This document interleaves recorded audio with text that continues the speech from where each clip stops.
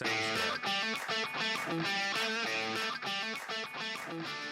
right, welcome back, everybody. This is going to be an exciting conversation for me. I am such a huge fan of this person, leader. She's inspiring a whole generation of entrepreneurs like me to be better. And obviously, with the success that they're having at Barstool Sports, really excited to talk to Erika Nardini. Erika, thank you so much for joining us. You look incredible, and I'm excited to get into some of these questions. Look, you've got an incredible story. You've got a team that is, national. You've done an amazing job in taking a regional blog with 12 employees. You're now up to 240 employees, profitable business, increasing revenue by 1,200%, which is wild. Tell us a little bit more about what led you to Barstool. How did you partner with Dave, and what potential did you see in those early days? Yeah, sure. So thank you so much for having me. We love Slice, and obviously we love pizza here. So we are very honored to be part of this. I was a huge fan of Barstool Sports, really from the early days when Dave created it. I lived in Boston. I used to see the paper get handed out at the T station. Every guy I knew was reading Barstool Sports, talking about Barstool Sports. It was kind of like a little underground, if you know brand. And it was really wickedly funny. And I always followed Barstool. I was always a fan of Barstool Sports, but I remember I had a startup in the music space, and I was out raising money.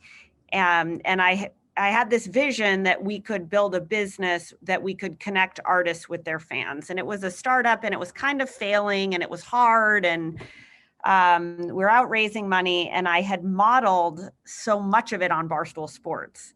And no one really in the music industry got that, but I was like, no, they're really onto something, where Dave could write a blog and then put a free Brady t-shirt at the bottom of it. I thought it was so brilliant.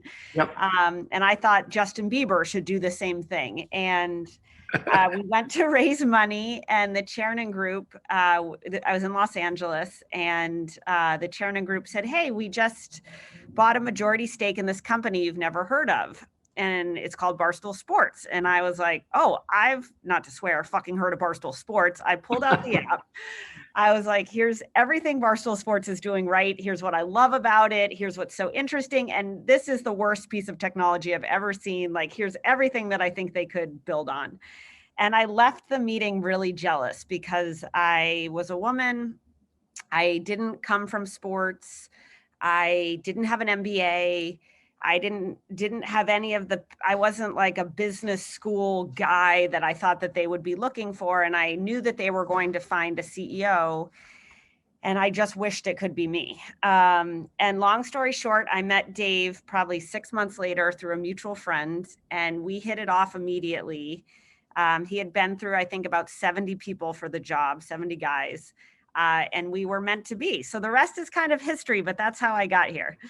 What an amazing story. I love that. And speaking of Dave, I'm sure, and a lot of the people watching they ask this question often whenever, I'm sure you get the same question, which is, what is it like working with Dave? I mean, you two have built an incredible partnership.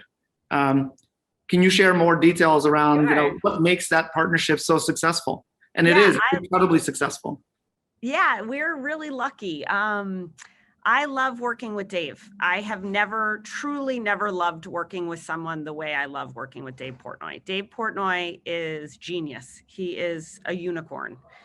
The way he thinks about what people want, how they want it, his sense of humor is just divine. He is captivating to watch. I think he's got a little twinkle in his eye, and he's got that accent, and I think he's just a delight. And what I really loved about working with Dave, what I have loved is I've seen a lot of entrepreneurs and founders. And I remember going to meet with two female founders, and it's hard to be the person like me to come next to the person like Dave, because it's Dave's baby. This is Dave's life's work. Mhm. And I remember getting a feeling from those two founders that they didn't really want the me. They didn't want to change. They didn't want to grow.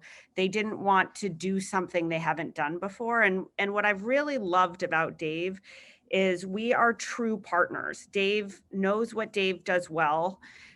He knows what he doesn't do well. He knew where he wanted Barstool Sports to go. He knew he didn't want to do the things or have the skills to do the things that would get it there.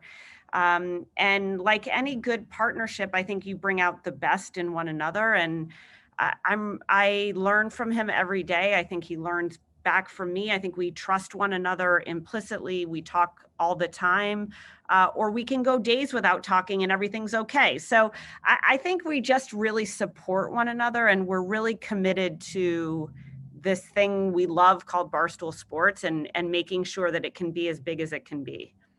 I mean, look, Barstool Sports is fast becoming one of the largest media companies of our time.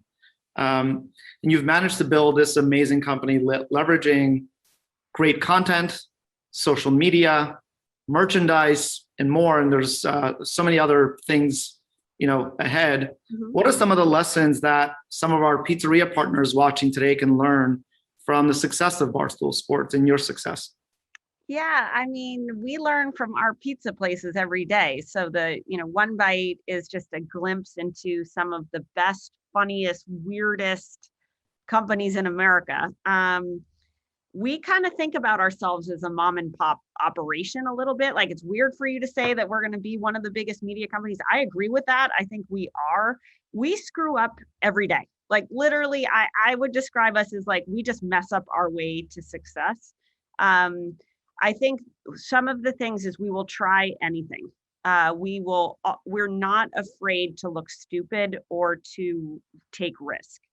The second is we're very decisive. When we want to do something, we do it. The third is we're super critical. This is not a like attaboy company. Like, if we screw up something, we're going to talk about it right away. It's probably public. So I think that keeps everybody sharp.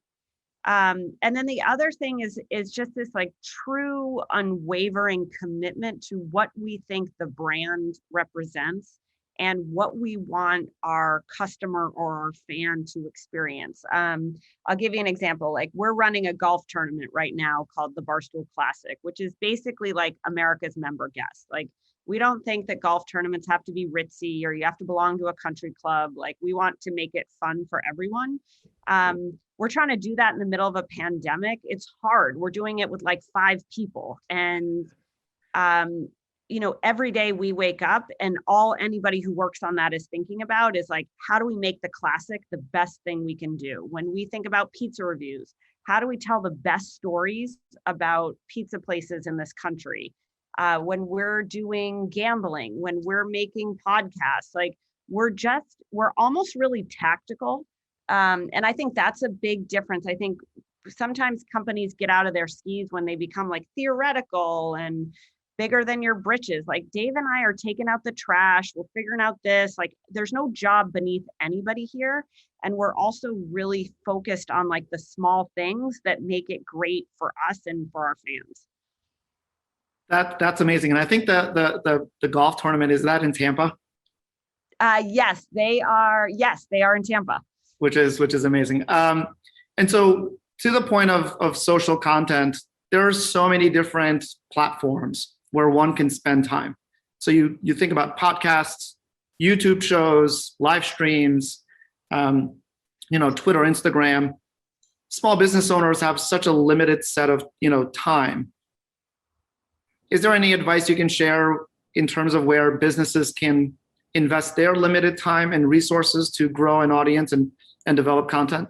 Yeah, I mean, I think the best, look, we're a media company and we're a brand that nobody wanted to help. Like, when I got here in 2016, most everyone was like, you're an idiot.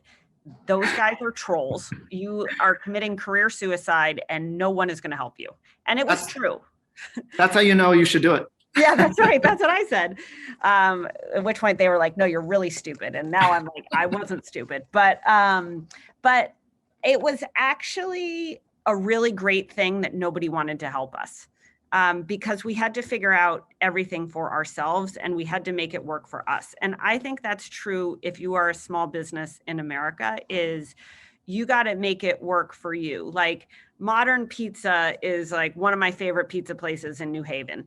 And what I follow them on Instagram. Like their son worked here for a short time, and I'm always like, all right, how do you take everything that's free and available to you, and you showcase your product, you showcase your customer, you showcase your brand. If you have a great product or a great story or great people or great customers, and I'm sure everyone on this has some combination, if not all of those, you can tell your own story. And that's really what we've done at Barstool. Is I didn't want anyone else telling our story.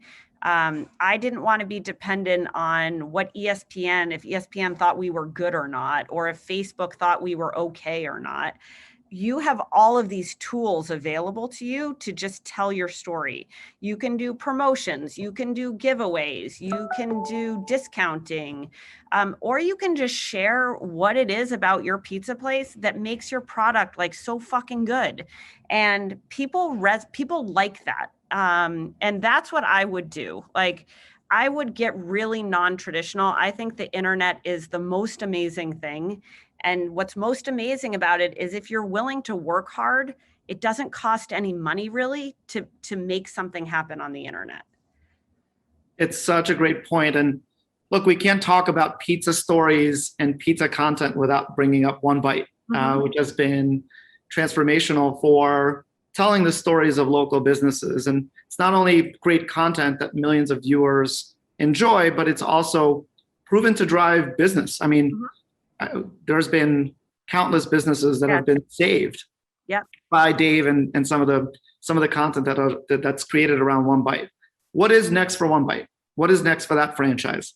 Oh, I mean, we love One Bite. Like, I alternately like laugh and cry. Like, we had a pizza place in Yonkers the other night. Like, I was bawling. Like, it's like the thing that's so amazing, the Barstool Fund was really modeled on One Bite. And what it was is the story of American businesses and American business owners in the weird, quirky, funny, anything can happen, man on the street way. And, to be honest with you, I remember when Dave was starting One Bite and he was like, I don't know, I'll do this for a couple weeks and we'll go try a couple pizza places in Manhattan. I remember we would go to business meetings and I would be like holding up the iPhone recording. You know what I mean? Like, it was not this like grandiose content strategy.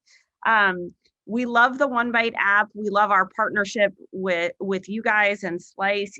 I think what you'll see is you'll see us feature more pizza places. I think you'll see us one example is like, we're looking at this virtual dining concept right now. I don't know if people are familiar with that, but like Mr. Beast has done it. Guy Fieri is about to do it. And what's cool about it is that it's creating orders for local kitchens all around the country. We want to do that, but we want to do that with the best pizza places. So anybody who's gotten above an 8.0 or a 7.2 or whatever, we want to be part of our virtual kitchen. So we're trying to figure out ways where we can bring more money to the businesses that we feature. We want more pizza to get in the hands of more people. We want everyone reviewing pizza. We think reviewing pizza is fun. So those are the types of things that you'll see from One Bite. Amazing. And Erika, I am walking to your office right after this, and we are getting that virtual brand going. I'm not taking that's awesome. That's awesome. I love it. You touched on the Barstool Fund, which, look, I've personally come out and said it's kind of wild that it hasn't been covered on a more national scale, because I've never seen anything like it. And you can touch on some of the details in terms of amount raised and how much that is going to completely, change the lives of countless thousands of small business owners. And so you've managed to not only support small businesses through that, and pizzerias obviously are benefiting from the program, but what have you learned from the businesses you have been working with so far with Barstool Fund? But before that, can you share some of the more recent milestones? Because I think it's incredible. I have goosebumps. Yeah, the Barstool Fund is, I think, one of the single best things we've ever done. We were going home for break before the holiday, for the Christmas holiday, and everyone was so tired here. Like last year was a tough year with the pandemic. We had to like jury rig everything in our business to make sure it worked. And I remember us being like, oh, everybody just take a vacation, like take a break. You're like, let's be done with 2020. Literally 12 hours later, we launched the Barstool Fund. And we worked our asses off the entire break. We've raised almost $40 million. We've helped over 300 businesses. We're committed to seeing these businesses through. So one thing that I've learned a lot in this process. One, like propping up a charity when I have no idea how to run a charity was a big one. But the second is